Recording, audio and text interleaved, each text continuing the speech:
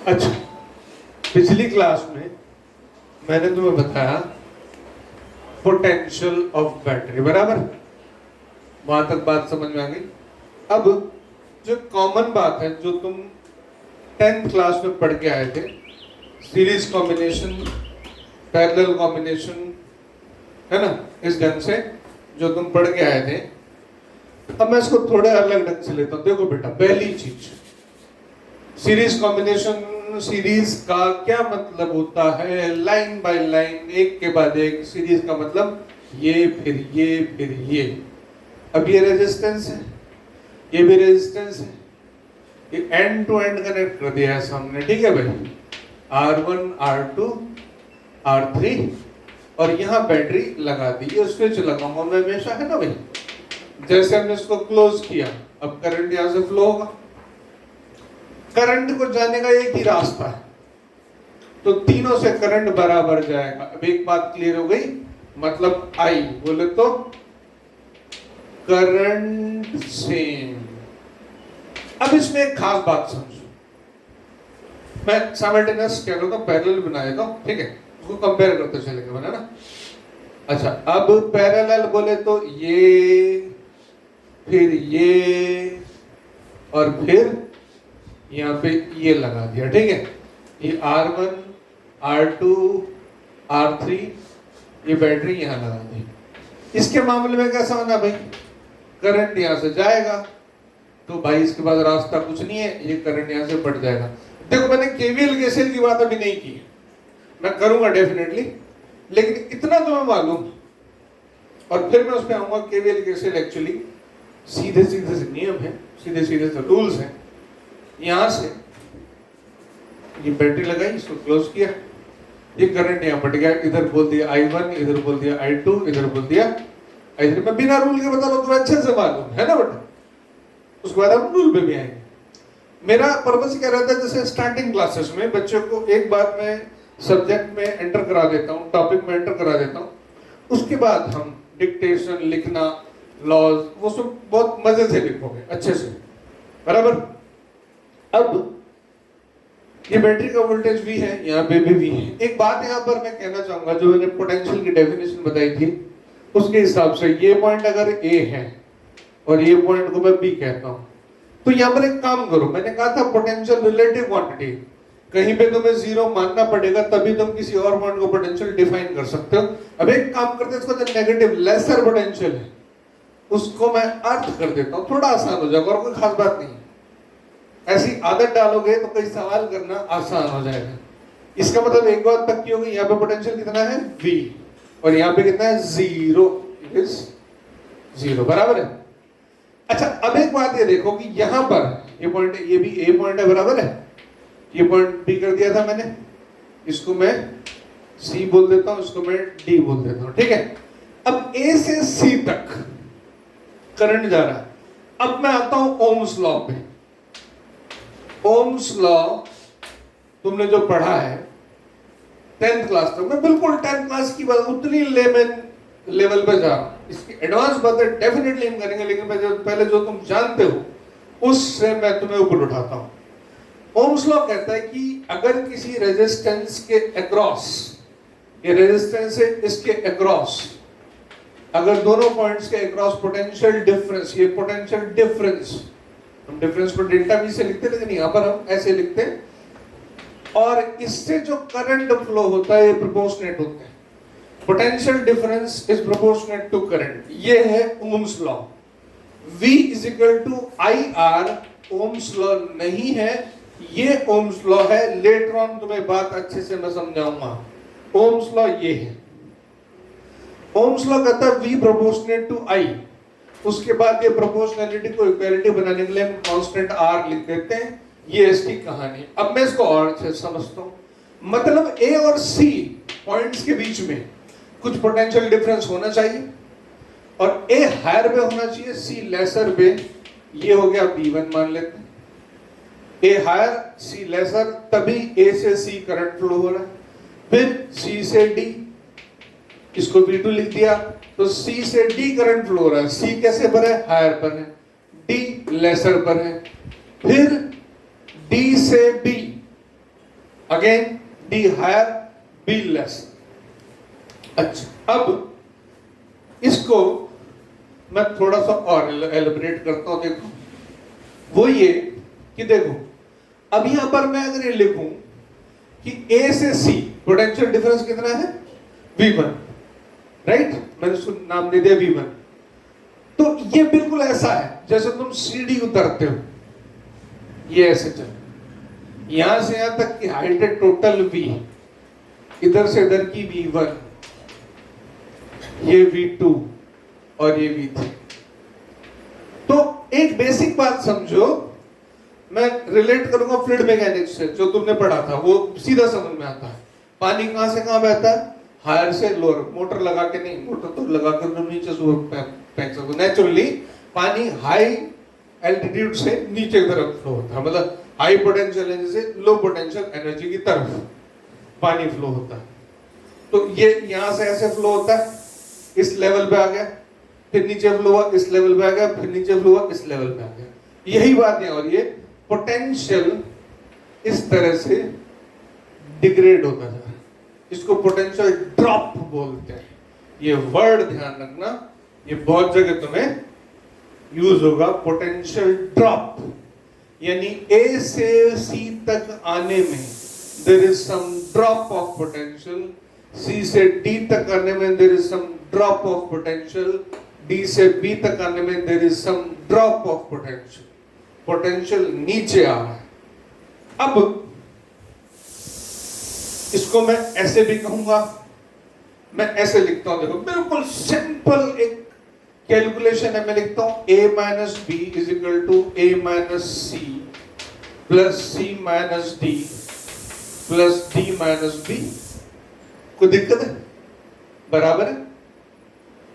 ये तुम ओपन करोगे, ये कैंसिल, ये कैंसिल, ए माइनस बी आ गया, उसमें कोई प्रॉब्लम नहीं, बराबर है। बहुत सीधी सी चीज है।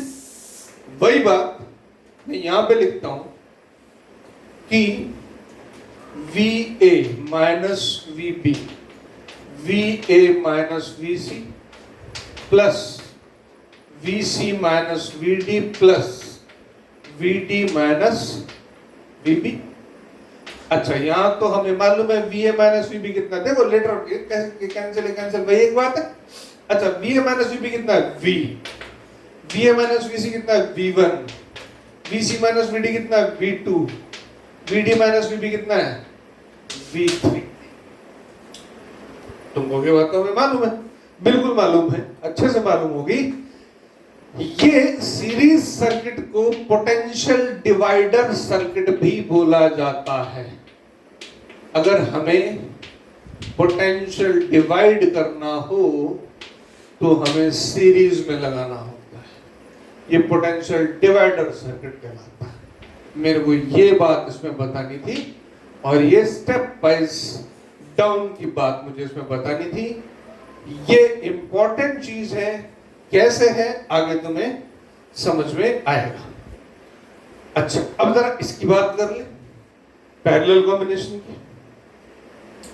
इसमें यहां से करंट डिवाइड हो रहा है, तो कुछ कहने वाली बात ही नहीं है इसमें। ये कैसा सर्किट है, करंट डिवाइडर, बात ही खत्म, इसमें कुछ सोचना ही नहीं। इसमें तो सीधा है ना भाई, यहां से सपोज करंट है क्या, amount of charge flowing per second. मान लो कि कुछ n नंबर ऑफ चार्जेस आ रहे हैं, तो यहाँ पे n1 जा रहे हैं, यहाँ पर n2 जा रहे हैं, यहाँ पर n3 जा रहे हैं, कि कहीं इकट्ठा तो होंगे नहीं। n1 plus n2 plus n3 equals to n, current divider circuit है। इसको कहा जाता है करंट डिवाइडर सर्किट, और ये कहलाता है वोल्टेज डिवाइडर सर्किट, बराबर। इतने के बाद ये series combination, this is parallel combination, got it.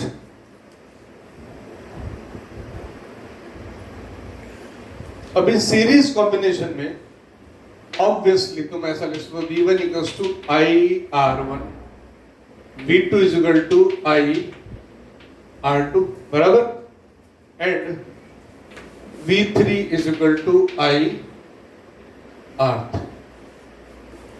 आई सब में सेम है, तो एक बात तो यहां से क्लियर होती है, V1 proportionate to R1, V2 proportionate to R2, and V3 proportionate to R3।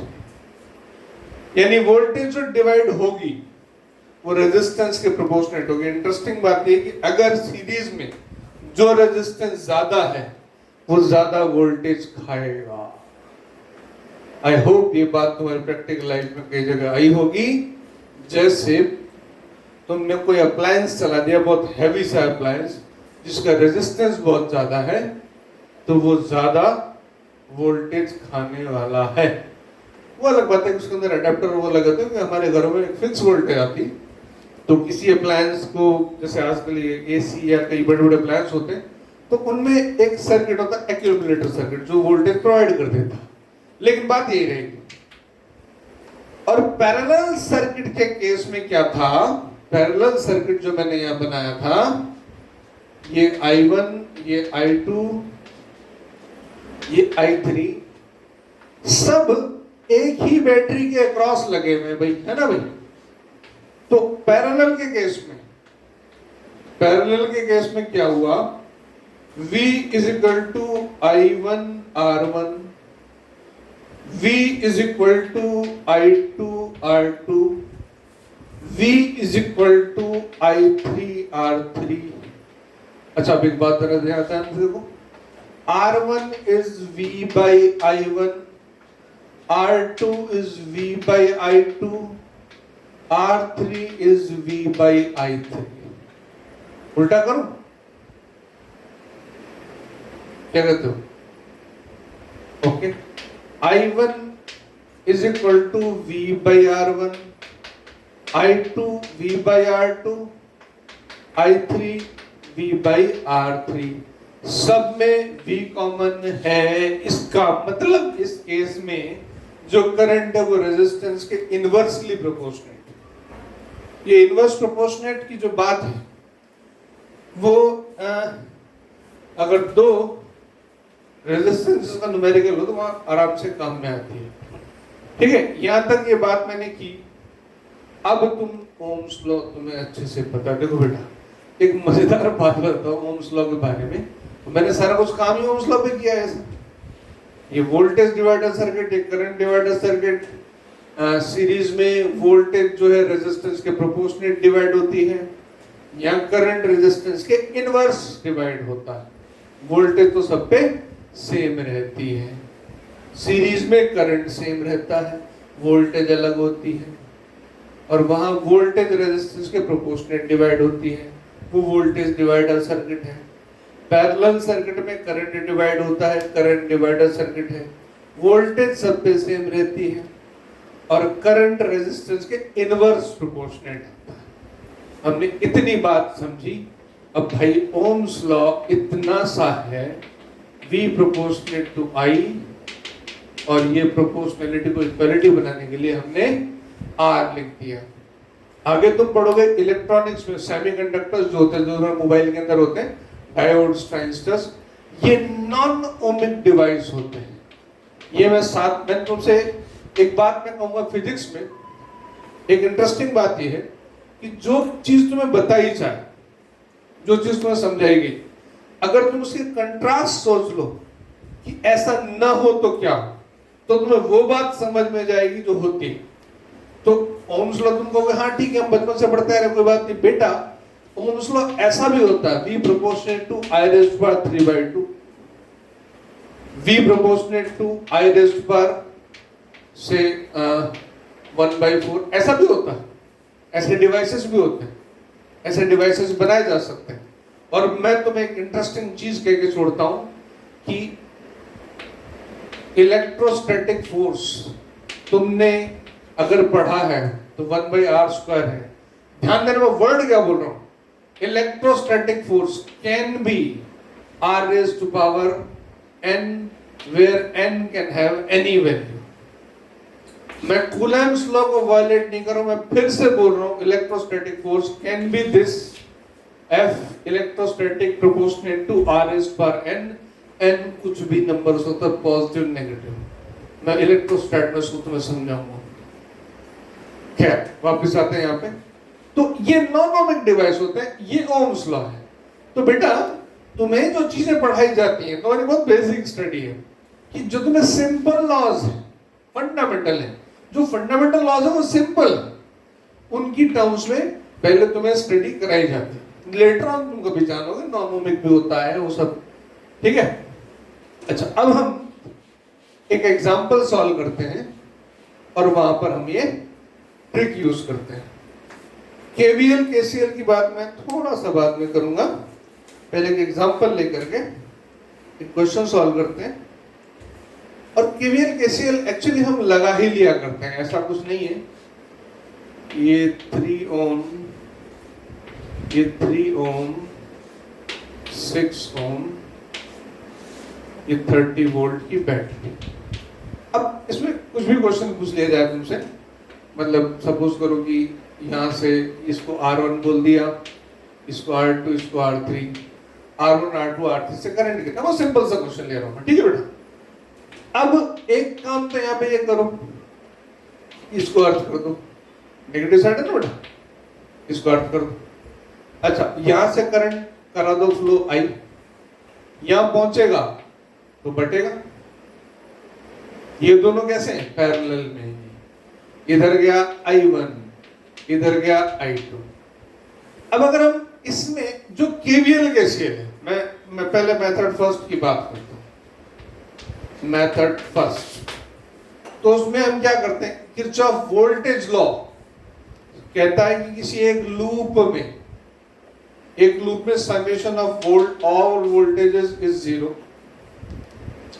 या मैं ये कहूं कि इस पूरे सर्किट में ये लिखा जाएगा केवीएल के अकॉर्डिंग कि इस वोल्टेज के कारण ये दोनों करंट इस सर्किट में, मैं नाम लिख देता हूं A, B, C, D, E, F।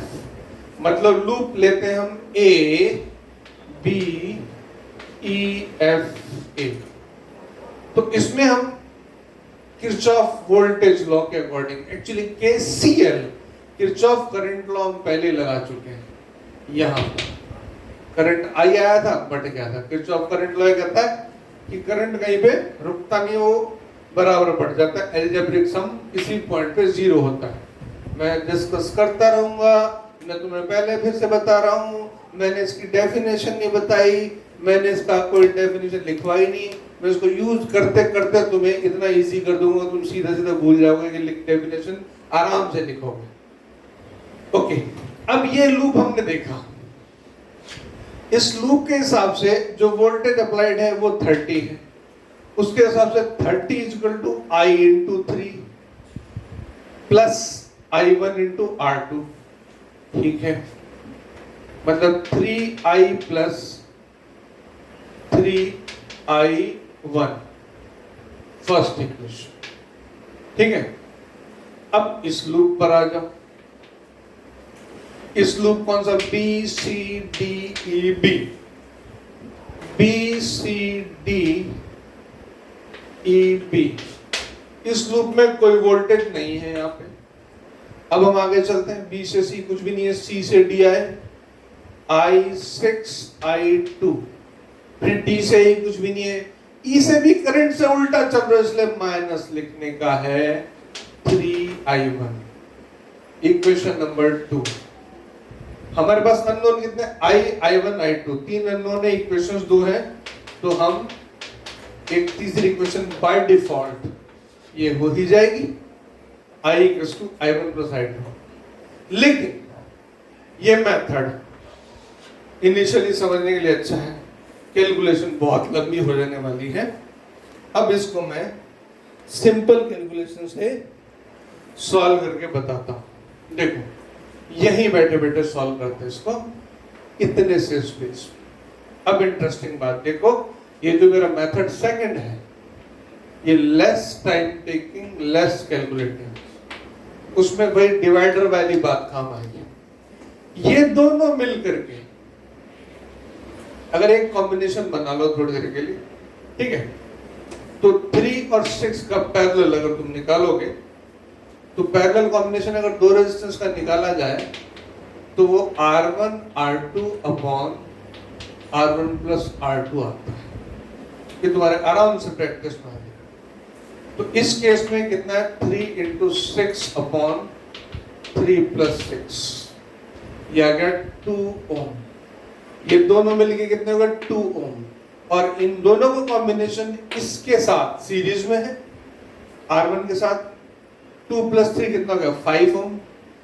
अब टोटल सर्किट में कितना है 5 ओम, बैटरी कितनी है 30 वोल्ट की, तो करंट I कितना होना चाहिए 30/5 माने 6 एम्पियर। I की कहानी खत्म, I ओके। आगे चलते हैं फिर I1 और I2। I1 I2 ये दोनों जो हैं ये R2 R3 के उसमें है, तो R2 R3 कैसे पैरेलल, मतलब I2 proportionate to 1/R2 and I3 proportionate to 1/R3। मतलब मुझे लिखना चाहिए I2/I3 is R3/R2। R3 कितना 6, R2 कितना 3, 6/2 3 2 हो गया। I2/I3 is equal to 2। ये I2 I3 में रिलेशन I कितना है 6 एम्पियर, और I2 I3 में रिलेशन है ये वाला, और I is equal to I2 + I3 है ना भाई, सॉरी I1 I2 लिखा था मैंने, ये I1 है और ये I2 है, ठीक है, I1 और ये I2। तो ये कितना है I1 + I2। अब ये मैंने इतनी कैलकुलेशन की भी, तो मेंटली सॉल्व करोगे तो स्ट्रेट अवे ये आराम से सॉल्व। और ये मेथड नो डाउट ये कई जगह काम आएगा। कई जगह ऐसा होगा कि बहुत कॉम्प्लेक्स सर्किट होंगे तो वहां ये मेथड हम नहीं लगा पाएंगे, तो हमें दोनों मेथड आने चाहिए। मैक्सिमम केसेस में हमें ये मेथड यूजफुल रहेगा। ये सिंपल क्वेश्चंस की बात करूं। अब मैं थोड़ा सा ट्रिकी क्वेश्चन देता हूं। एक ट्रिकी क्वेश्चन लेते हैं जहां बैटरी नहीं लगी होती और बच्चे अचानक थोड़ा कंफ्यूज होता है कि इसमें क्या करना है। करना कुछ नहीं, किरचॉफ वोल्टेज लॉ। अब किरचॉफ वोल्टेज लॉ क्या है, एक सर्किट में बैटरी लगी है V वोल्ट की, उस क्लोज पाथ है, उस क्लोज पाथ में समेशन ऑफ ऑल वोल्टेजेस, मतलब एक बैटरी मान लो है ना, V is equal to I1 R1 I2 R2 I3 R3, ये KVL है। KCL क्या कहता है, किसी पॉइंट पे करंट आ रहा है इधर से I, ये गया I1, ये गया I2, ये आया I3, तो ये कहता है इस पॉइंट पे करंट जितना आने वाला उतना जाने वाला। तो कितना आने वाला I + I3 आने वाला, और जाने वाला कितना I1 + I2, ये कुल मिला के बराबर हो जाता है। ये किरचॉफ करंट लॉ है। किरचॉफ वोल्टेज लॉ क्या कहता है, एक छोटा सा एग्जांपल लेके समझ लेते हैं कि इस पूरे सर्किट में यहाँ करंट I1, इधर I2, ये किसी सर्किट का पार्ट है, ये V1 ये V2, तो इस क्लोज पाथ में summation of voltages is equal to summation of IR, ये मतलब है इसका। वेल वापस आते हैं, एक एग्जांपल लेते हैं, तुम्हें बिल्कुल डिफरेंट एग्जांपल लगेगा। ये एक पॉइंट है,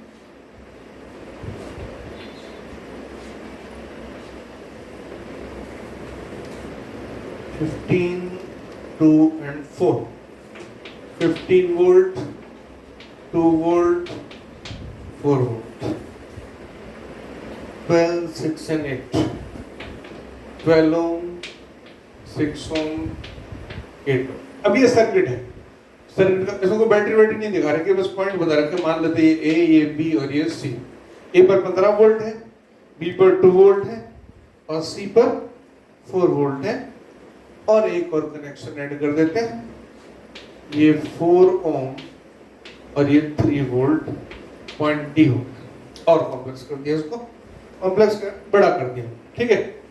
अब क्वेश्चन ये है, ये पूछा जाता है, ये जो पॉइंट है, इस पॉइंट को मैं नाम दे देता हूं P। पॉइंट पी पर पोटेंशियल कितना है और हर पार्ट में से करंट कितना है। अब तुम्हें लगेगा इसमें कोई बैटरी दे नहीं रखी, हम केवीएल केसीएल कहां से लगाएं? तो बेटा एक काम करो, कुछ नहीं दे रखा ना, जब भी फिजिक्स में मैथ्स में कुछ नहीं दे रखा तो हम क्या करते हैं? सबसे पहला काम हम अज्यूम करते हैं, हम मान लेते हैं